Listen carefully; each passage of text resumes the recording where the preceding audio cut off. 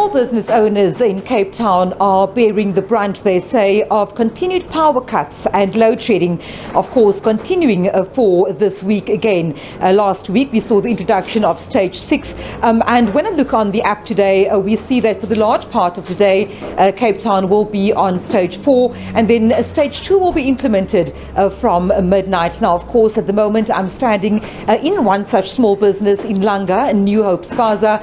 It's one of the most renowned small businesses selling amagwinya or fed cook, and of course with me at the moment is Vuyiswa Taule. She is the owner of this establishment. Ma, a very warm good morning to you. You were telling me just now about the impact that load shedding has on your business. Explain to me how difficult it has been for you, especially with the higher levels of load shedding, stage 4 to stage 6 and so on. Good morning to you, my dear. This really has a big impact in my business.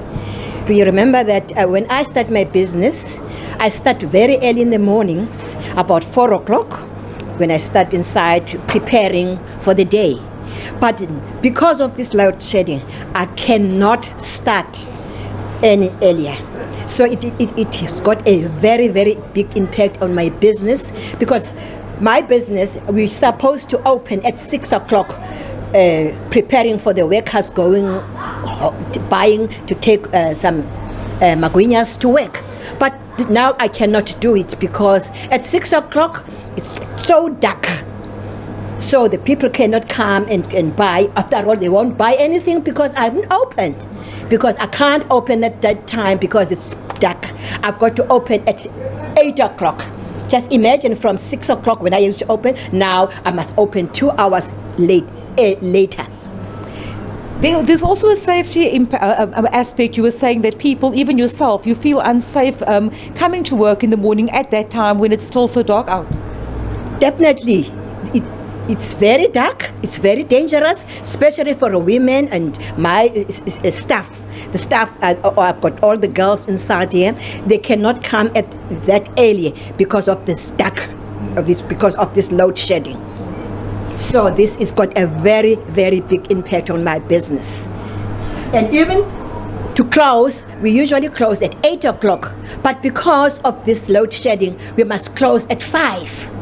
That means 3 hours later, but rather earlier.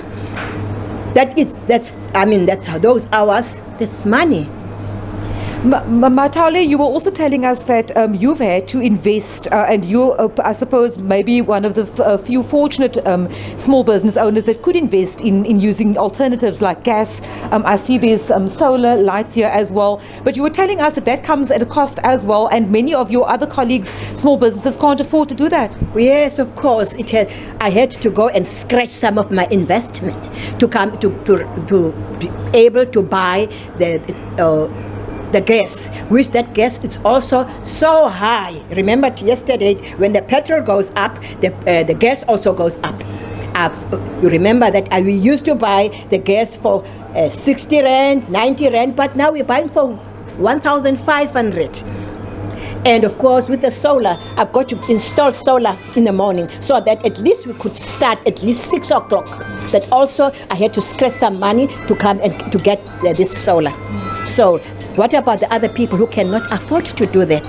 So our business are really getting down and down and down.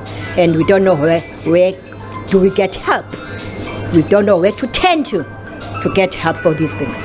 Thank you so much for speaking to me, of course, Vuyiswa Taule, the owner of New Hope Spas here in Langa. Just explain to us about the measures that she's had to implement to offset or to minimize the impact of load shedding. But even then, with solar lights and with the ability to use gas for her cooking, still telling us that in itself is an extra expense, and that not many other small businesses like hers can survive the constant load shedding. Now, of of course, the city of Cape Town has said that it is taking every effort it can to save its customers from at least 2 levels of load shedding.